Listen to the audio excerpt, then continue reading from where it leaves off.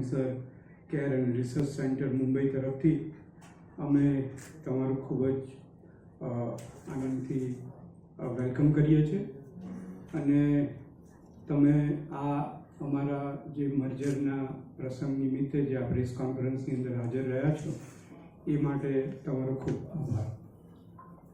I think everybody is comfortable with Gujarati, or is it fine? No? Okay, fine. So basically આપણે બધા જાણીએ છીએ કે કેન્સરના ઇન્સિડન્સ એ ડે બાય ડે વધી રહ્યા છે અને કેન્સરની ટ્રીટમેન્ટના ઓપ્શન્સ અને એની ડિફરન્ટ મોડાલિટી ઓફ ટ્રીટમેન્ટ બી ઇમ્પ્રૂવ થઈ રહી છે. HOC અમદાવાદ ખાતે અમે 4 કોમ્યુનિટી કેન્સર કેરના સેન્ટર દ્વારા કેન્સરના પેશન્ટોને ટ્રીટમેન્ટ પ્રોવાઈડ કરતા હોઈએ છીએ અને 13 મેડિકલ ઓન્કોલોજીસ્ટ અને હિમેટોલોજીસ્ટ અમે જોડે કામ કરતા હોઈએ છીએ. એ સાથે બોન મેરો ટ્રાન્સપ્લાન્ટેશન અને CAR T સેલ થેરાપીની ટ્રીટમેન્ટ બી અમદાવાદના પેશન્ટોને મળી રહે એ માટે પ્રતિબદ્ધ છીએ. અમદાવાદમાં ખાલી ગુજરાત, સૌરાષ્ટ્ર સિવાય રાજસ્થાન, મધ્યપ્રદેશથી બી ઘણા બધા પેશન્ટ આવતા હોય છે અને આ બધા જ પેશન્ટને કેન્સરની અદ્યતન સારવાર મળે, સસ્ટેનેબલ એફોર્ડેબલ કોસ્ટ ઉપર મળે અને કેન્સર રિસર્ચની અંદર બી જે નવા સંશોધનો થઈ રહ્યા હોય એનો બી એ પેશન્ટોને મેક્સિમમ બેનિફિટ મળે એ માટે પ્રયત્ન કરતા હોઈએ છીએ. અમારા કાઉન્ટરપાર્ટ MOC કેન્સર કેર અને રિસર્ચ સેન્ટર એ મુંબઈમાં અને મહારાષ્ટ્રમાં બેઝ છે અને એ લોકો મુંબઈમાં એમના 12 સેન્ટર્સ, મહારાષ્ટ્રમાં બીજા 5 સેન્ટર અને એક સેન્ટર ઇન્દોરમાં લગભગ 25 મેડિકલ ઓન્કોલોજીસ્ટ સાથે આ કેન્સર કેરમાં કોમ્યુનિટી કેન્સર કેર સેન્ટર દ્વારા ટ્રીટમેન્ટ આપી રહ્યા છે. અને કારણ કે અમારા બંનેનો જે બેઝિક એમ છે કે પેશન્ટને કઈ રીતના મેક્સિમમ કેન્સરના પેશન્ટને કઈ રીતના મેક્સિમમ બેનિફિટ મળે અને કેન્સરના નવા સંશોધનોનો એમને બેનિફિટ મળે, એફોર્ડેબલ એમની કેન્સર ટ્રીટમેન્ટની આપણે વધારી શકીએ એ માટે અમે લોકોએ બંને ગ્રુપે એકબીજા જોડે મર્જ થવાનો નિર્ણય કરેલો છે અને આ જ એનાઉન્સમેન્ટ માટે આજે આપને અહીંયા હાજર રહેવા માટે વિનંતી કરવામાં આવી છે.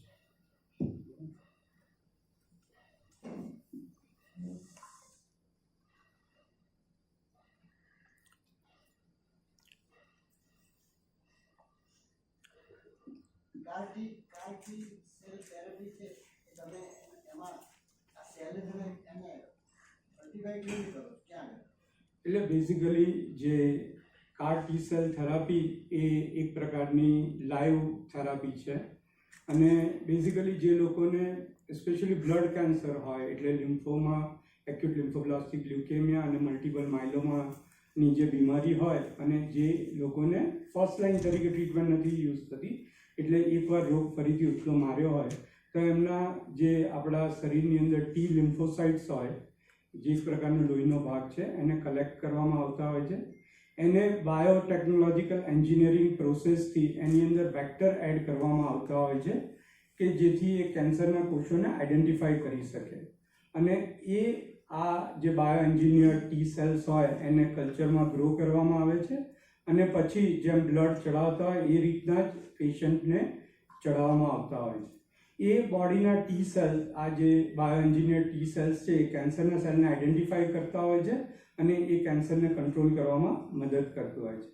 અત્યારે જે બી CAR T cell therapy available છે એ સ્પેસિફિકલી લોહીના કેન્સર ઉપર જ કામ કરતી હોય છે અને ભવિષ્યમાં એ સોલિડ ટ્યુમરમાં બી કામ કરે એવા સંશોધનો અત્યારે ચાલી રહ્યા છે.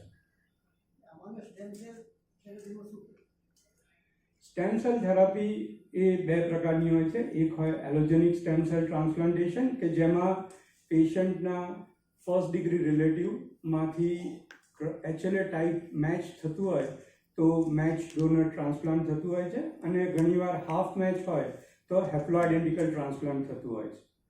એ જ રીતના બીજી સારવારની જેમાં દર્દીના કોઈ બીજા પેશન્ટમાંથી સ્ટેમ સેલ લઈ અને દર્દીમાં એન્ટર કરવામાં આવતા હોય છે અને જે ઓટોલોગસ સ્ટેમ સેલ ટ્રાન્સપ્લાન્ટેશન હોય એમાં દર્દીના જ સ્ટેમ સેલ લઈ અને એમને હાઈ ડોઝ કિમોથેરાપી આપી એમનું બ્લડ બનતું અટકી જાય એ માટેનો પ્રયત્ન કરતા હોય છે. CAR T-cell થેરાપીની અંદર પેશન્ટનું જ બ્લડ લેવામાં આવે છે, જેને બાયો એન્જિનિયર્ડ મેથડથી એને મોડિફાઈ કરવામાં આવે છે, જેથી એ ટી સેલ્સ એ કેન્સરના સેલને આઈડેન્ટિફાઈ કરી શકે અને કેન્સરના સેલને મારવામાં મદદ કરી શકે.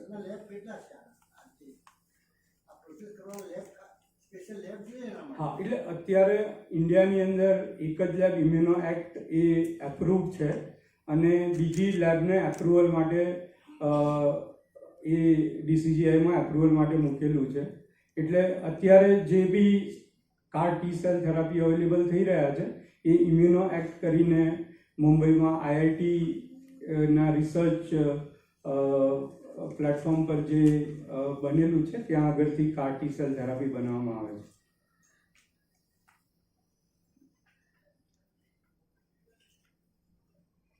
What is the success rate of this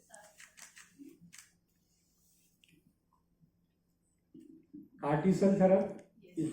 Just like any treatment, CAR T-cell therapy cannot cure each and every patient. But then it is one of the most effective treatment in an individual patient. So as I mentioned, in non-Hodgkin's lymphoma, in acute lymphoblastic leukemia and multiple myeloma, it is one of the curative treatment. The CAR T-cell may remain in the body for a long time and many patients can achieve a long-term cure rate. Though like any other treatment like bone marrow transplant, many patients can relapse on CAR T-cell therapy. But then that is the most effective treatment available after the patients get relapsed. રાજકોટમાં અમારી પાસે એક મોટું centre છે જેની capacity 24 બેડની છે. Same way એમઓસીની અંદર બી જેટલા બી સેન્ટર્સ છે એની એવરેજ સ્ટ્રેન્થ એ 10 to 12 સેન્ટરની છે અને જ્યાં આગળ હાઈ વર્કલોડ છે, જ્યાં આગળ પેશન્ટ્સના નંબર્સ વધારે છે ત્યાં આગળ 20 થી 25 પેશન્ટની કેપેસિટી છે. એનાથી વધારે પેશન્ટ મેનેજ કરવા એ સેન્ટરની અંદર થોડુંક ડિસ્કમ્ફર્ટ પેશન્ટની અંદર કરી શકે અને એ વાયબલ નથી લાગતું. 22 કોમ્યુનિટી સેન્ટર જે છે એમઓસી ને એચઓસી ના થઈને, તો અમદાવાદ ને ગુજરાતમાં કેટલા છે એમાં?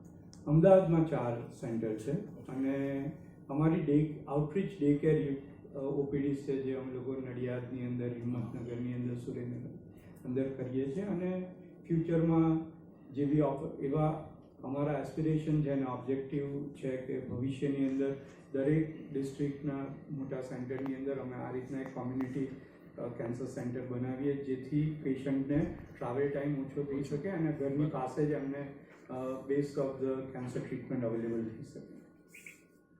So with the merger of two of you, how cost effective will be the medicines and overall treatment for patients? I'll take this question.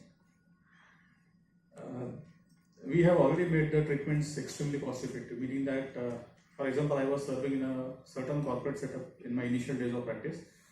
So certain chemotherapy, if it costed the patient say around 40,000 per dose, has not been brought down to say 15,000 or 20,000 per dose, or maybe sometimes even better than that. But this is for a certain medicines. For some different certain medicines, the costing has been brought down by roughly around 40 to 60%. That is the way that we have did. Now with Sir's group and my group coming together, I think we will be able to do much better than that. Just to take further what Sir told you, it has been a strategic decision for the entire group, for HOC as well as MOC, to keep our bed strength small. We don't want big centers. The main reason is that what Sir told you of return on investment, I'll slightly expand it. We want to serve more and more patients as near their home as possible. So every time it is not possible for me to make a 100-bed center near the patient's home, I will not get space. Second, whatever patients I serve, if a certain center utilizes its capacity, for example, I can treat 2 or 3 patients on one bed in the entire day because my investment has to be cost effective. So if a certain center outperforms that and we are not able to handle the load, just to avoid discomfort, I would rather put in a new center than expand my center, because expansion is going to again cause troubles, because that has never been our motto. We have to have small centers only. That has been our motto. It is slightly different. We took a long time to establish this concept, but now this is extremely firmly established that small centers can cut down overheads, which ultimately translates into better patient comfort. Thank you.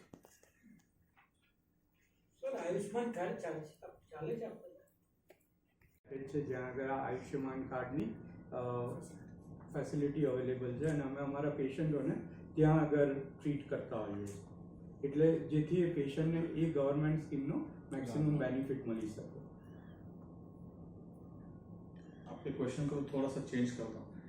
Question को मैं change ऐसा करता हूँ कि क्या हम लोग patient को आयुष्मान कार्ड या फिर महाराष्ट्र में हमें MJPJY स्कीम, महात्मा ज्योतिबा फुले आरोग्य योजना है, तो can we treat those patients under the scheme? The answer is yes. I can treat the patient under those schemes, but it takes a certain norms to get fulfilled. So I will not say no to the patient. I will say that I will treat the patient under my care in a different setup. આ એમઓસી જોડે વેદાંતાએ કર્યું એનાથી ફાયદો શું થશે આપણને?